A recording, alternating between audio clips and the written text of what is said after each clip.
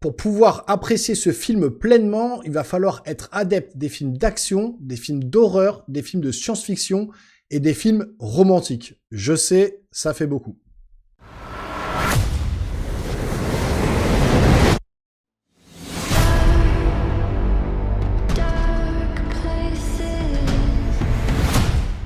Avant de commencer ma critique, je voudrais m'adresser aux abonnés les plus fidèles de la chaîne et vous demander de rester jusqu'au bout de la vidéo parce que j'aurai une question assez importante à vous poser et j'ai besoin d'une réponse franche de votre part pour faire un petit peu avancer la chaîne et notamment les critiques ciné. Donc c'est assez important, je vous attends en fin de vidéo. Alors, on revient à nos moutons, on va parler du film The Gorge, qui est sorti le 14 février sur la plateforme Apple TV+, en direct to streaming, donc c'est pas un film qu'on peut voir au cinéma, et c'est le nouveau film de Scott Derrickson, le gars qui est derrière Doctor Strange et Sinister. Et ici, il va nous livrer un film qui mélange science-fiction, horreur et romance. Alors ouais, ça fait un petit peu beaucoup. Ça fonctionne peut-être sur le papier, est-ce que ça fonctionne dans le film? Eh bien, on va essayer de répondre à cette question. Et pour commencer, on va parler de l'histoire. De quoi ça va parler ce film The Gorge? Eh bien, on va suivre Levi, qui est interprété par Miles Teller, et Draza, qui est interprété par Anya Taylor-Joy, la figure montante d'Hollywood qu'on a revue récemment dans Furiosa. Et ça va être donc l'histoire de deux snipers qui sont postés de chaque côté d'un énorme gouffre mystérieux avec une espèce de grosse brume au-dessus, comme ça. Et du coup, leur mission, ça va être d'empêcher toute chose de remonter à la surface, qui pourrait être un potentiel danger. Et donc, petit à petit, les deux personnages vont se rapprocher, ils vont développer une espèce de relation, et ça va osciller, en fait, entre tension, action et moments plus intimes. Alors, c'est un petit peu bizarrement découpé pendant le film. Il y a des points, quand même, qui sont positifs, d'autres négatifs. On va d'abord parler des points positifs. Et le premier point positif, c'est le casting. Honnêtement, Miles Teller et Anya Taylor-Joy, ça fonctionne vraiment bien. Leur alchimie, elle est assez crédible. Les dialogues sonnent assez naturellement et surtout, ils arrivent à nous faire ressentir leur connexion malgré l'environnement ultra hostile, parce qu'ils sont vraiment dans une ambiance très dark. Et donc, franchement, j'ai trouvé que leur jeu était vraiment bon et ça sauve certaines scènes qui auraient pu paraître un petit peu forcées. En plus, on a Sigourney Weaver qui est là aussi, et même si son rôle est un peu sous-exploité, on y reviendra plus tard dans la vidéo, ça fait toujours plaisir de la voir dans un film de science-fiction. Le deuxième point positif qu'on peut aborder sur ce film, c'est les effets spéciaux, qui sont plus que corrects en fait pour un direct to streaming. Il faut être honnête, on est sur un film Apple TV+, on n'est pas sur une super production cinématographique, et pourtant les effets spéciaux, ils tiennent la route. Les créatures sont bien fichues, les décors sont immersifs, et on sent qu'il y a un vrai taf sur l'ambiance visuelle par le réalisateur. C'est plutôt pas mal fait. Les CGI sont pas dégueulasses. Je trouve que il a fait un travail quand même de qualité pour un direct to streaming.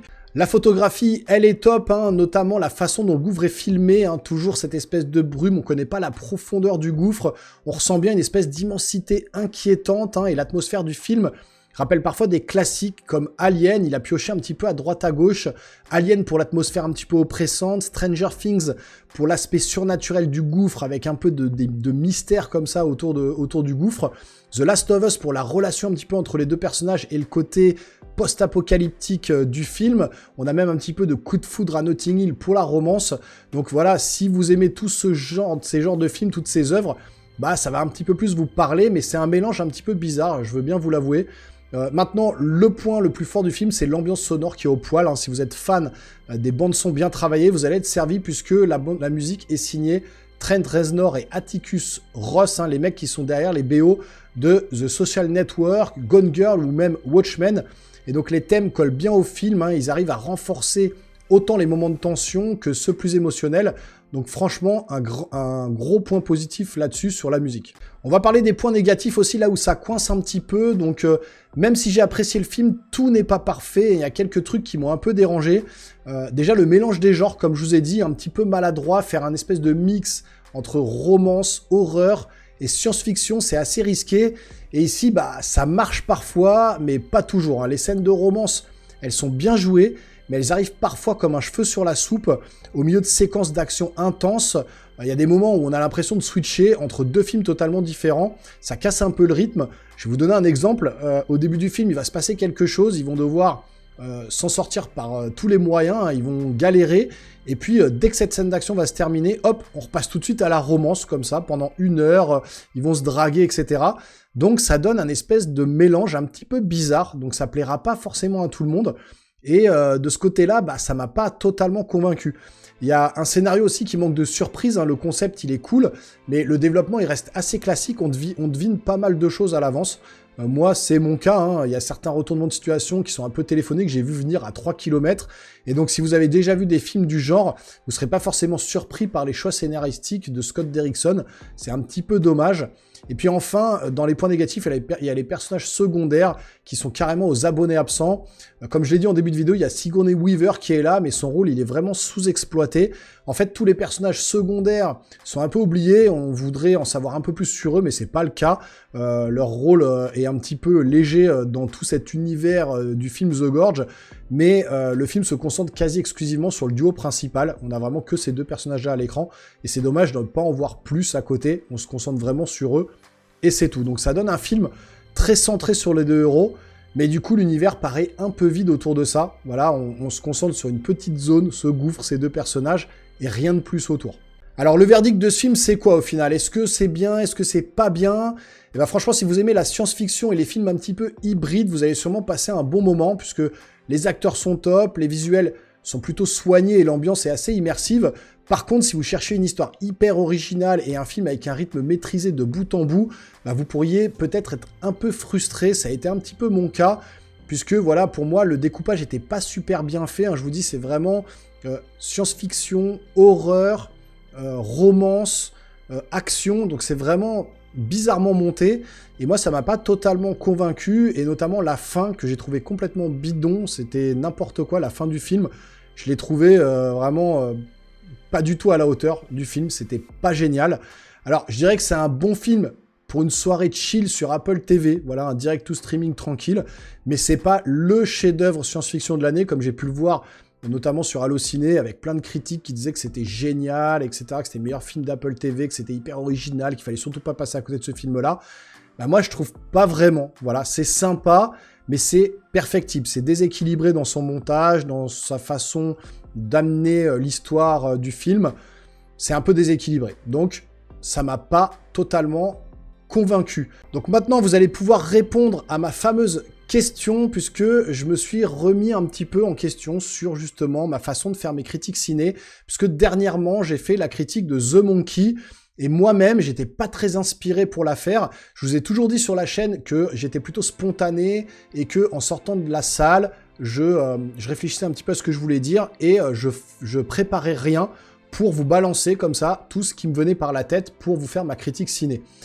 Ce qui est plutôt louable quand on a pas mal de choses à dire, ou quand notre esprit permet de bien structurer les choses.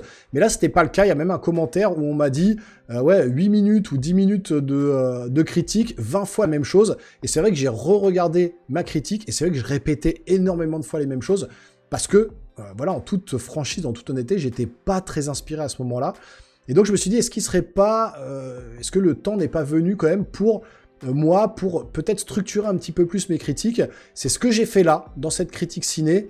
Vous l'avez peut-être remarqué, voilà, j'ai vraiment pris introduction, histoire, point positif, point négatif, conclusion. Voilà, j'ai fabriqué un petit peu comme un script pour vraiment vous donner mon avis plus construit sur le film. Alors ça fait peut-être un peu plus solennel, peut-être un peu moins naturel. Et ben je voulais voir avec vous, est-ce que vous préférez ce genre de critique où voilà, je le prépare vraiment, et c'est peut-être plus intéressant parce que on aborde vraiment tous les points nécessaires du film, et en plus je spoil un peu moins parce que j'avais eu aussi des retours où on me disait ouais, tu spoil beaucoup trop quand tu ressors un petit peu ta critique comme ça, tu balances plein d'informations qui sont forcément un petit peu des spoils dans le film. Donc là, en construisant vraiment comme une espèce de dissertation, comme une espèce de truc qu'on fait à l'école, eh ben, j'aborde les points un par un, et ça permet de moins spoiler. Donc vous me direz justement, j'ai envie d'avoir vos retours là-dessus. Est-ce que vous préférez ma façon plus naturelle, on va dire, de balancer la critique comme ça, sans forcément réfléchir, mais qui paraît peut-être un peu plus répétitive et moins construite, ou vous préférez quelque chose, un schéma plus dirigiste comme ça, avec des paragraphes, avec quelque chose de plus construit, et ben voilà, j'ai vraiment besoin de vos retours pour que je puisse m'améliorer sur la chaîne. Donc, à vous de jouer. Et puis, pour ceux qui ont vu le film The Gorge, hein, dites-moi en commentaire ce que vous en avez pensé. Est-ce que vous avez aimé ou est-ce que vous trouvez que le mélange des genres marche bien? Et puis, comme d'hab, si cette critique vous plaît, vous n'hésitez pas à lâcher un pouce bleu, à vous abonner à la chaîne, à activer la petite cloche. Et nous, les geeks, on se voit très rapidement sur une prochaine vidéo. Portez-vous bien surtout. Ciao, ciao.